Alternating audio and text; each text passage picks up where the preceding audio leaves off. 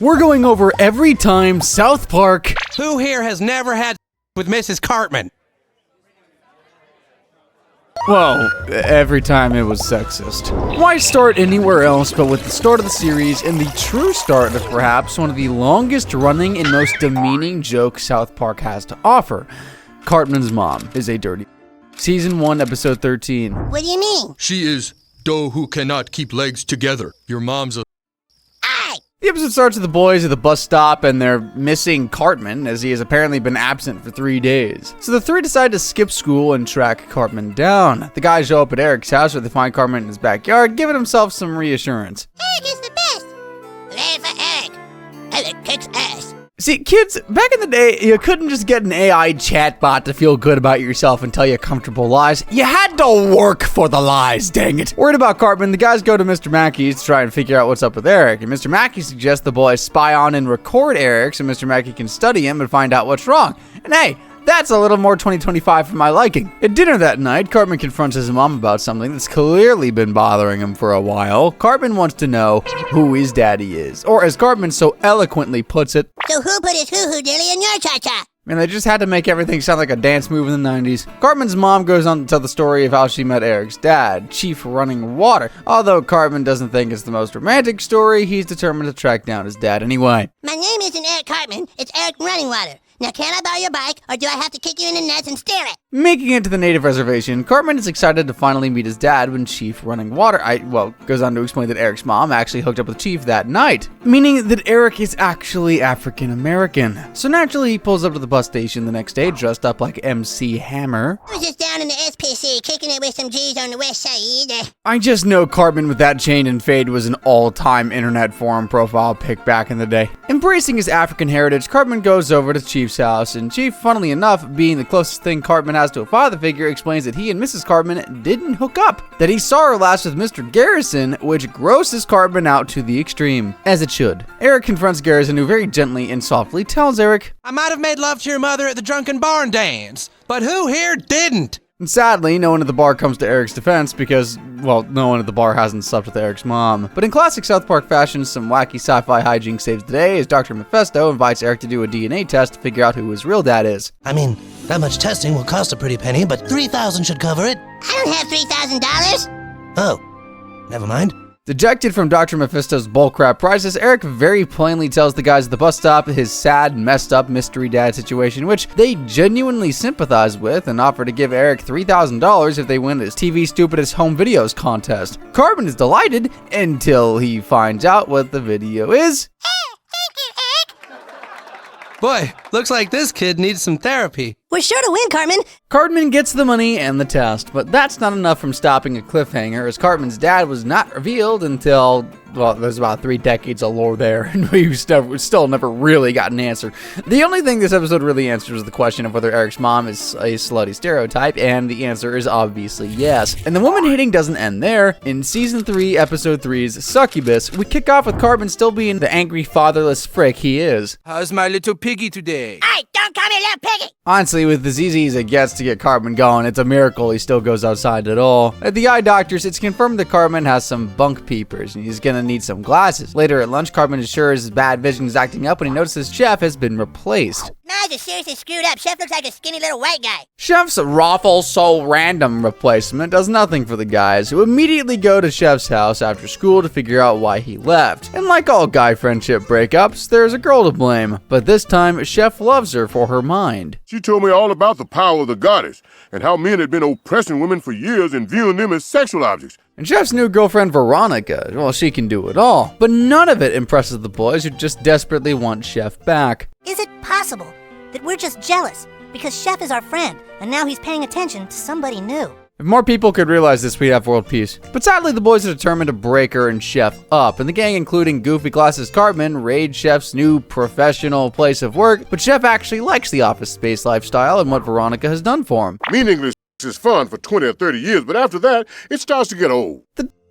Chef still's got a hard spot for the boys though, telling Cartman to get laser eye surgery and offering to meet them after work to play ball, but he never shows up. Confronting Chef later in the day, the boys are told some pretty big news. Chef and Veronica are getting married without, well, Chef to help them figure themselves out. The boys are forced to go to Mr. Garrison, who actually helps them piece together what's going on. Mr. Garrison explains that Chef has fallen victim to a succubus, and it's as bad as it sounds. A succubus is a woman sent from hell to suck the life out of a man. So yeah, somehow, some way, in some timeline, this is commentary on relationships, I think. All I know is this episode does not paint matrimony in a good light at all. But we do get an all-time iconic South Park moment with Chef's parents. And I yelled, I said, "What do you want from us, monster?" And the monster bent down and said, "I need about $3.50. For anyone confused, in 2025 dollars, that's like 20 bucks, so you can see why asking for it's monster behavior for sure. But the boys are stuck on a different monster who doesn't really act like a monster at all, as the succubus shows up to Cartman's house after his botched LASIK surgery. She explains to the boys Chef wants a life with her because she makes him happy, and that has nothing to do with her being a— I'm going to marry Chef tomorrow. And there's not a goddamn thing you can do about it. Oh, well, never mind, burn her alive. The episode just gets more and more absurd with the boys casting away the succubus with a song during her and Chef's wedding, which is funny because most of the time guys learn music to attract girls, not to cast them away. And with the succubus casted away to heck, Chef comes to his senses. Just play it cool and don't be a fool. And never let poontang come between you and your friends. So a very general message ends with a very middle of the road episode, with the succubus never returning to South Park ever again. But that don't mean the girls are safe. And perhaps no woman was targeted quite as directly as Jennifer Lopez was in Season 7, Episode 5's Fat Butt and Pancake Head. Yo, driver! Stupid driver! Take me to South Park, Colorado! I'm gonna kill that! The episode starts with the boys delivering statements on Latino culture at a school culture fair for a prize endowment, with Cartman bringing a special guest to talk about Latinos in the arts. Miss Lopez, come on out here. Oh, Jesus Christ. Going off about tacos, and burritos, Cartman impresses the judges and wins the endowment. The money, the power, pissing off Kyle because he studied harder for the contest, all of it gets to Cartman and his hand's head. And pretty soon the kid is recording a full-on music video for his Jenny.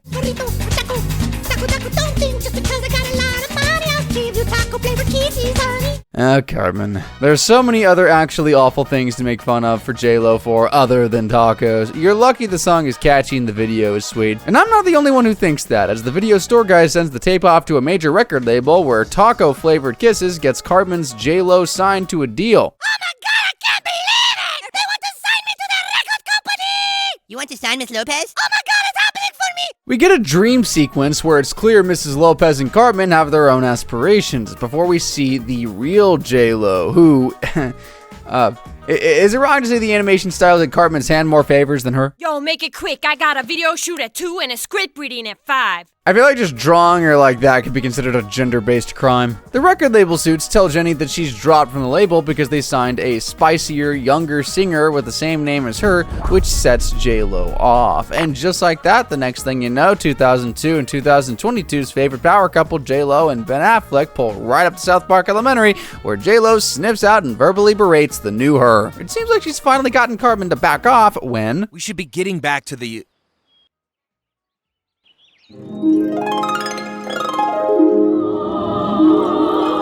It's a love that transcends time and space. After recording their first hit, Ben Affleck shows up to Cartman's house and takes Jenny out for a ride in his hot car, because that's all someone with his talent can do. But luckily, Jenny has talent, and she uses it. I love you, Ben.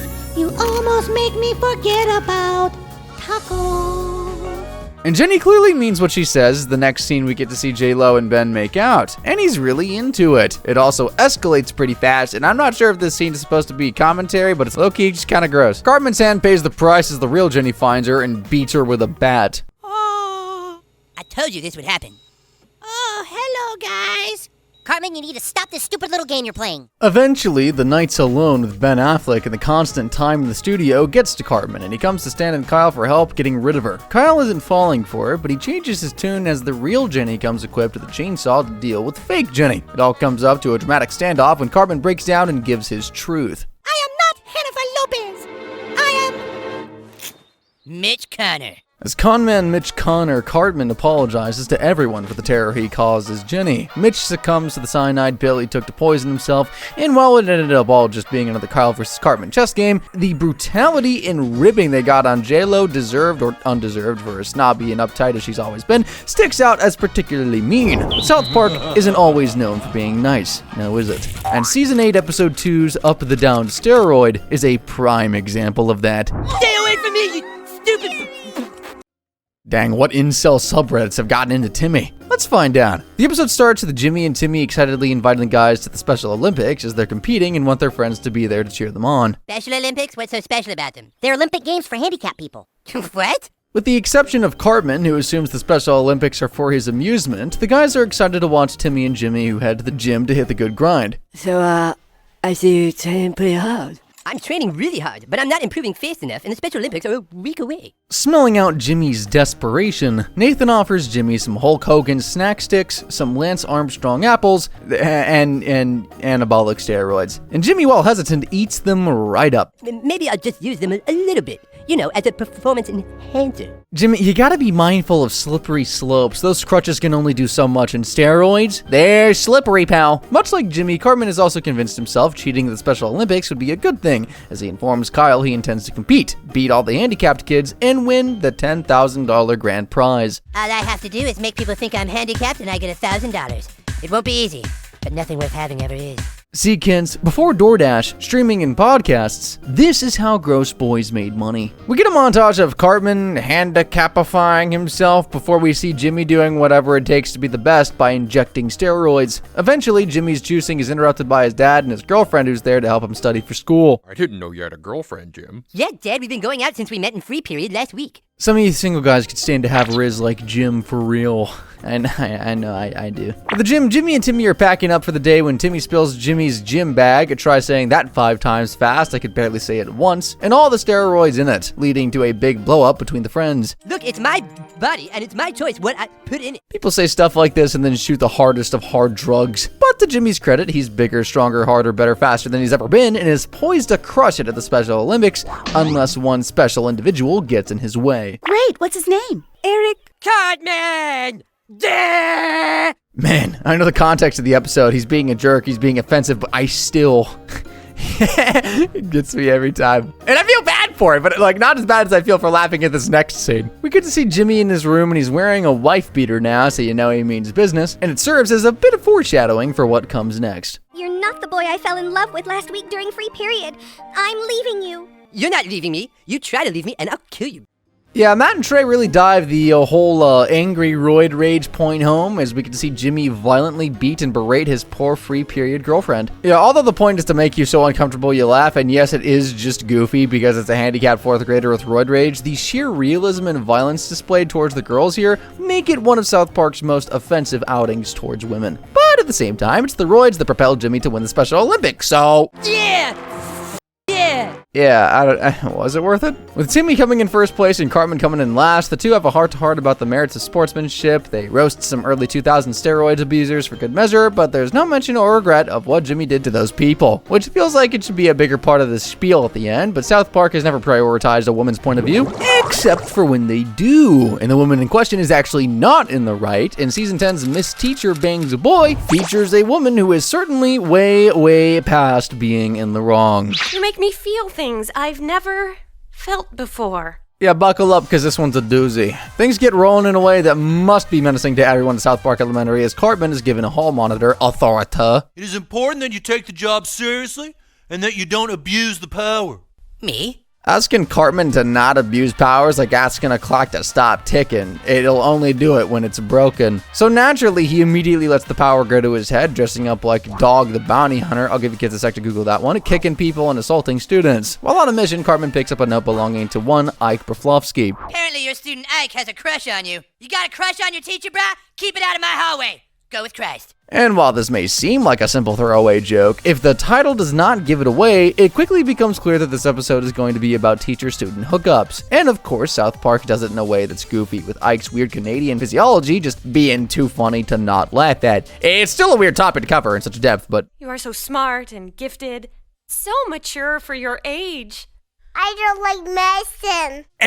And his voice, bro. The show can really take the grossest, most messed up things about society and just make it funny somehow. We get a montage that's also hilarious of the two lovebirds doing lovebird things without anyone seeming to mind, you know, the age difference. But someone eventually does, as Kyle crashes his teacher in the middle of an afternoon delight, I guess we'll say, and attempts to drag Ike back home, but Ike ain't having it. Is it so hard to believe that true love exists?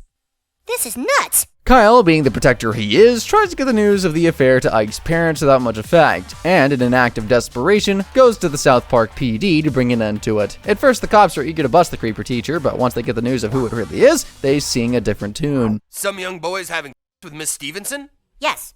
Nice. Nice. What? And this may be one of the realest parts of the episode, as this is how some guys act when this stuff actually happens, as awful as it is. Yet again, South Park is right on the money with predicting how terrible people will act. So it should come as no surprise that the cops are of no help, forcing Kyle to find help in Cartman. Get down on the floor. We're going back inside. You like Bear Mace, Icehead? You're going with Christ.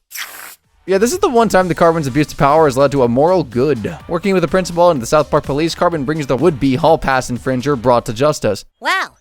I think I owe you one, Cartman. You don't owe me anything.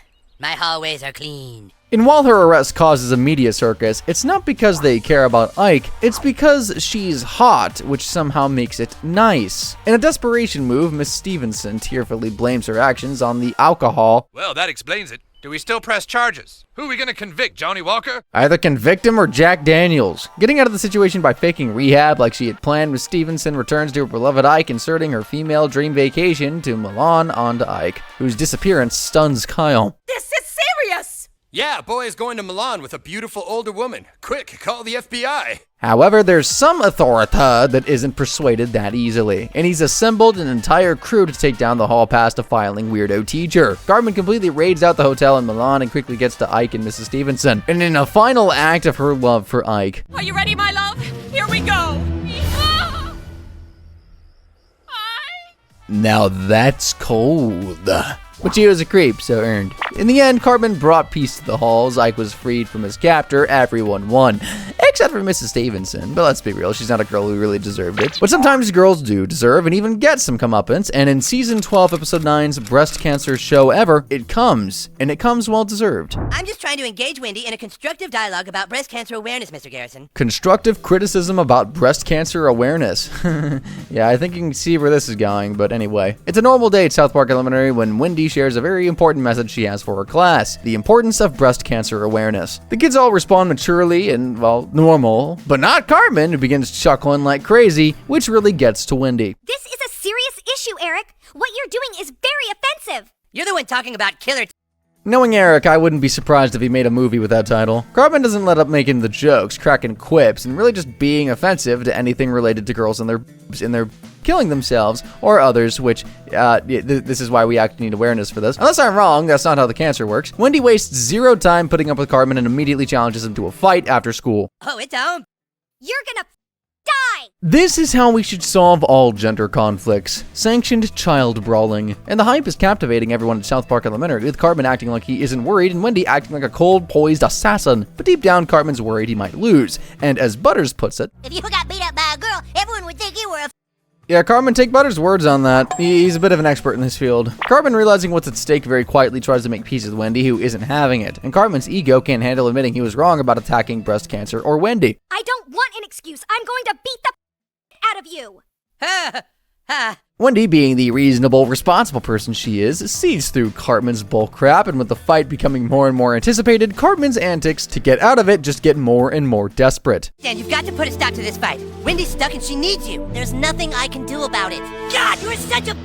But as is usually the case, Cartman is projecting and can't focus in school, knowing Wendy is there waiting to layeth the smackdown. As soon as the bell rings, we gotta get out there and find a good place to watch the fight. In a final desperation attempt to save his reputation, Cartman craps on Garrison's desk, which gives him detention, forcing him to miss the fight. All is well, and the good Eric Cartman name is saved. Except the students at South Park Elementary are smart and see right through Cartman's showboating, rescheduling the fight for the very next morning. Tomorrow morning! You die tomorrow morning! With only a few hours to live until the girl in the pink beret kills him, Cartman calls a last resort his mommy, who plays the My Little Sweet Boy defense in front of Wendy's family. I know I'm just a nerdy little weakling to you, but I don't have that many friends at school.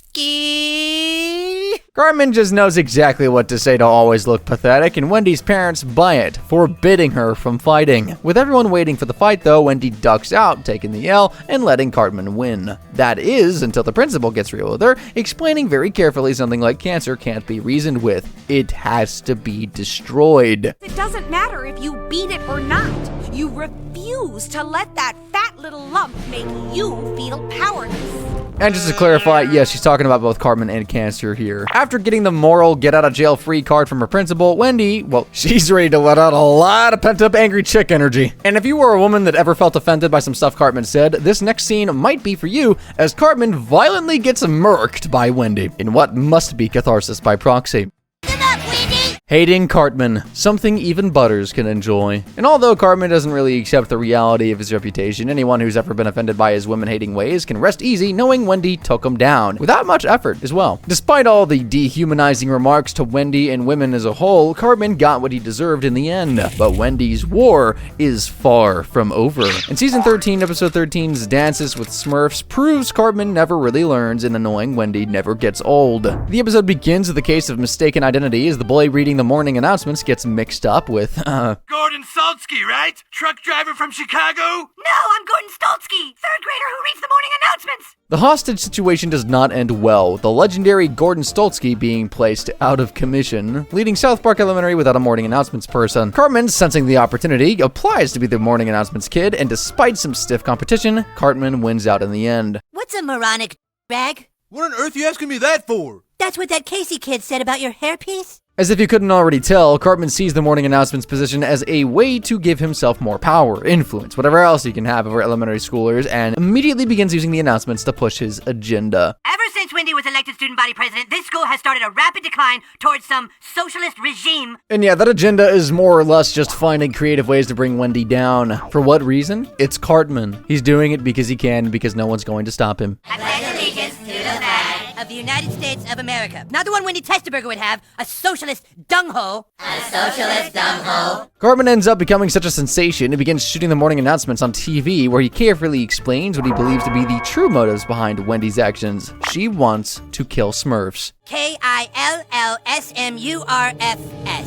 Our school president wants to kill Smurfs. And these accusations get all the second and third graders in a frenzy as they really believe in what Cartman is saying, believing Wendy to be some kind of dictator or monster when in reality, she is a literal little girl. But that's exactly what Cartman was after, and suddenly there's a demand for anti-Wendy literature that Cartman, of course, meets. I looked through your stupid book. It's 540 pages of ripping on Wendy and calling her a Cartman could write a book as long as the Bible that's full of women's slander, I swear. Becoming a sensation at school, Mr. Mackey and the principal tells Eric he needs to stop, which just gets him going even more. And the next day on the morning announcements, Cartman announces he spent some time living with Smurfs. I fell in love with Smurfette. We're from two different worlds. These are the morning announcements. And while Kyle is quick to see through Cartman's attempt at manipulating his pre-K audience, the rest of the school isn't, and Wendy quickly becomes even more hated as Cartman shows footage of Wendy very violently destroying the entirety of Smurfland for their Smurf berries. Yeah, weren't these announcements supposed to be like South Park Elementary? Like, how did Cartman transform it into him cross-dressing as Wendy and killing Smurfs? Girl hate is a powerful drug, and the students, especially Butters, can't get enough of it. It is time for that Smurf killing to get what's coming to her. I gotta admit, hearing it come out of that smooth, summertime voice is kinda convincing me. In a final act of desperation, Wendy appears on Cartman's show, and what Wendy does on her appearance is what saves her as... The Smurf berries were our school government's only option. Wait, whoa, what? What was I supposed to do? In a masterful move, Wendy turns Cartman's sexist nonsense rumors on himself, implying Cartman was an undercover operative sent in to kill the Smurfs for the school. Entirely derobed, Cartman flips out, losing the entire Wendy-hating coalition he worked so hard to build alongside his job. Now, Eric is the new scapegoat of South Park Elementary. Is he really a scapegoat, though? I feel like he's like the source of the most problems at the school. In Season 13's Eat, Pray, Queef has us spending time with some of TV's finest women. Canada Channel presents the Queef Sisters, two Toronto girls who love shooting air out their These Canadian TV shows really have one gag to fall back on, don't they? Everyone knows Terrence and Phillip, but what about their female counterparts? The entirety of South Park Elementary is hyped for a brand new Terrence and Phillip special. Terrence and Phillip, Blood Rage, will not be seen tonight. Yeah, and if you're wondering what exactly a queef sister is, don't worry, because the guys at South Park Studios do a visceral job of getting you introduced to the two girls. Now I'm going to check for cysts. Now stop it! Yeah, I'm genuinely just as concerned as all of them are right now. Canadian guys farting? That's comedy gold. But girls doing it? Ugh. Comes off as unsanitary. And the kids aren't the only ones who feel that way, as Terrence and Phillip themselves protest the show. You think farts are funny? Why not queefs? Because babies come from that! Oh, Terrence and Phillip, always working to defend women. The executive explains being pro-woman is all the rage, and that T&P are getting stale. The boys complain about the graphic and disgusting content the Queef sisters create, which causes a bit of a stir at South Park Elementary, with the girls deciding to go on the attack. We have a little surprise for you. What? This kamikaze serves as a declaration of gender war in South Park, with Butters' estate causing a ripple effect. An emergency all-parent meeting is held at the school over the attack, which the men think is an existential crime, and the girls, well, they just see it as getting even. Whoa, wait a minute. Are you saying we're all here just because a girl queefed on a boy? Just? So, yeah, unless you're blind as a mole rat, I think you see the point they're driving home. Men get away with doing stuff that if girls even thought about trying, would cause an all-out crisis, which is a very fair point. But it could have been made without the queefs. And even worse than all this, the whole thing costs Terrence and Phillips their job, as queefing becomes the hot trend of the week. It's money, goddammit, this channel needs it! I'm sorry, Terrence and Phillip, your show is done! Meaning, instead of the good old T&P, we can see a graphic scene of Martha Stewart decorating her queef factory, I guess we'll call it. And to say the men of South Park are freaked out by it would be a vast understatement, as every female feels empowered to let some pent-up air out. It's kind of funny how much it bothers you. Oh, yeah, that's really funny. Stop it, Mom. Back in Canada, things are escalating even quicker as Terrence and Phillips track the Queef sisters down and threaten to kill them for taking their show away. But thinking on their heels, the girls do the one thing that'll stop any guy in his tracks: stroke their ego. Well, I suppose if we're going to die, we should die by the hands of our idols. Your idols? The pair quickly begin falling for each other. Aw, red-hot Canadian romance. While in America, Butters and the rest of Colorado's men are suffering from the effects of the queef revolution. And while things start off cordial, they quickly divulge into a gross, smelly fart queef off. And in a similar smelly vein, things break down between the power couples after a disagreement about the appropriate time to air things out. What the hell am I going to do, Philip? Catherine just won't stop queefing, but I don't know if I can live without her. And if those famous farting Canadians can make peace, so can the world, as Canada moves to ban queefing. But in classic South Park fashion, right before the episode ends, we get a monologue from Sharon about how it wasn't about queefing, it was about girls having a little bit of freedom from the patriarchal control of men. And feeling guilty, Randy handles it the only way he can, with song. You're a woman now, and you are free to queef. Again, just when I think they're being genuine with the issues of women, they go and make a joke out of it. Are they saying defending feminism is like defending the right to queef? You know what? I think I'm reading too much into it. I don't know. They're never direct with what they're really trying to say. Maybe they aren't trying to say anything, except when they are. And yeah, season 8, episode 12, Stupid Spoiled playlist had a very real and very, very well-respected female role model tossed under the bus in a very, very direct way. Who, you might ask? A woman all you young ones can look up to, Miss Paris Hilton. Yeah, in case you were wondering who the owner of the titular Stupid Spoiled playlist is, it's Paris Hilton, and we don't have to wait long to get our first W-bomb drop. But what does she do? She's totally spoiled and snobby. What does she do? She's a...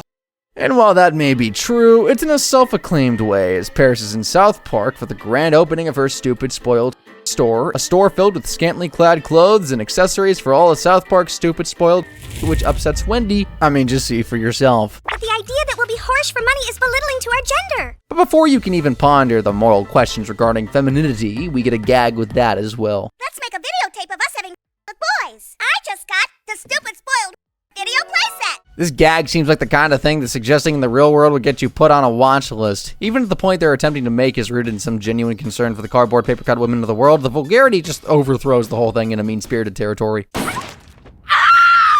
Everything else about Paris's outfit and look sucks, but the hard brow's cool. Looking for a new dog after her old dog passes untimely, Paris stumbles perhaps upon the loneliest little puppers of all, Butters Stotch. I'm gonna feed you and take care of you and call you Mr. Biggles. My name's Butters. Wendy rants in her little girl boss way that doesn't really gel with her parents until she threatens to buy a thong, which jolts them up and into the stupid spoiled store where Mr. Wendy's dad comes face to face with the issue at hand. Sure, if a man wants to be a it's normal, but if a woman wants to be one, it's wrong. Eventually, however, Wendy's dad is convinced by some SSWs, if you can figure that one out, and promises to make Wendy the biggest ever. And he does just that, with Wendy showing up to school the next day in a crop top and makeup, famously all it takes to be a stupid, spoiled.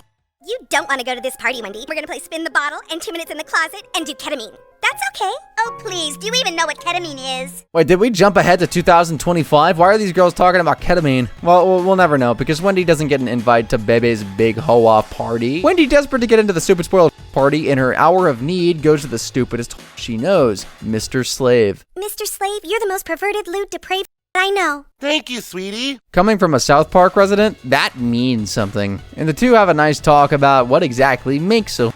As Mr. Slave explains, I've partied a lot, okay? And I'm telling you, there's more to life. And a statement like that is like a call to arms for a girl like Paris, and accordingly, the two have a off, which is as gross as it sounds, and it ends with Mr. Slave engulfing Paris and her ideology. Literally. But just because Paris is out of the picture doesn't mean we're done with torturing poor little Butters. And Season 13, Episode 9's Butters Bottom sees Butters getting abused from every direction. I'm a dork and I deserve what's coming to me. How? When the 4th grade class hears Butters has never kissed a girl before, they hoist him up and let him hear it, until they hear that a girl is selling kisses for $5 and everyone decides to help Butters out for once. She hangs out behind the temp building during afternoon recess. She'll kiss any boy that pays her. Excited, Butters puts on his best little bow tie and slicks back his little hairs and gets all ready for smooching. And while Butters is proud to have finally become a man, he took something else away from his little pay to smooch. A financial opportunity. Geez, Butters, thanks for bringing me yet another customer. Here's your $2 cut again. This sure is great. Yeah, for those of you who aren't wise to the streets, Butters is pimping his girls out, which is illegal in most places and just morally questionable in all others. And while his intentions are as pure as his hair is yellow, Butters is still prostituting girls here. Any girl that sells more than 20 kisses gets a little sunshine. Sure, it's illegal, but it's never looked so dang wholesome. But it isn't long before Butters' little kissing ring gets the attention of South Park PD, who go undercover to bust it. Hey, baby, you looking for a party? How much are you charging? 20 for oral, 50 for half and half. Yeah, by undercover, maybe I should have said under the covers. No, but really, this cop is disgusting and does disgusting things. But he does end up busting every guy he's after in a few different ways. Back to school, the Butters kissing operation has got the attention of the main gang who berate Butters for being a pimp, which sends Butters right to Urban Dictionary where he puts a word to his hustle. The person managing all the women is known as the pimp. Butters embraces his new lifestyle by attending a pimp conference, and just look at him. He's got his name tag on and everything. It's like he's playing a little CEO. Butters knows exactly what the pimps are saying. Man, he really is the cutest at whatever he does. It quickly takes out the pimp lifestyle. So the little boy is acting as a pimp, and the cop is acting as a prostitute. Most normal rural American city. Oh yeah, nice. Yeah, I'm ready when you are. That's great. Yeah, you like it? I guess tax dollars are being wasted here, but there's one guy who keeps getting away. You should be doing kisses on the playground. You can make $50 a day. I'll treat you right. Shut up! Butters just gets more and more enveloped in the pimp lifestyle, paying for protection, getting freebies from his... The kid's a monster. Meanwhile, the cop is also going insane with power, I guess we'll say, as he busts an entire frat house worth of would-be creeps. Nothing is more important than keeping prostitution out of our community. Oh, hold on, that's my daddy. Luckily for South Park PD, Butters is making himself an incredibly easy target by being the one pimp that respects his employees. Butters gets so many employees, he applies for corporate benefits, which attracts law enforcement, but not for the reason you may think. You see, I just left my pimp recently, and I'm looking for a new one. Now, we operate on a 60-40 split here. Sadly for Butters, he doesn't get a brand new bottom, as the sheriff's former pimp shows up to reclaim his bottom. Butters realizes the meaning of true love, and that pimping, while easy, just can't measure up to genuine attraction. I just wish the sheriff could have figured that out before the wedding, for the pimp's sake. Well, that's all I got for you today, but if you want to see more cartoon depravity, be sure to check out the video that's on screen now.